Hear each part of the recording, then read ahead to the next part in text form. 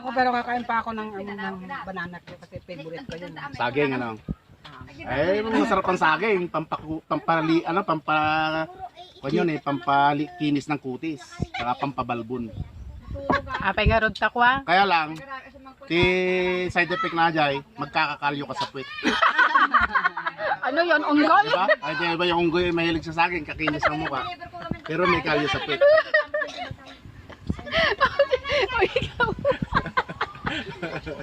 Ano sasabihin mo? Paliwanag mo yung saging mo. Senyorita lang yung saging ko eh. Sabi mo kanina, maraming klase ng saging. Pampakinis daw yung saging ah. Pampakinis daw yung saging. Eh bakit mula pa nung bata ako kumakain ako ng saging eh ang gaspang pa rin ng kutis ko hanggang ngayon? Dapat araw-arawin mo.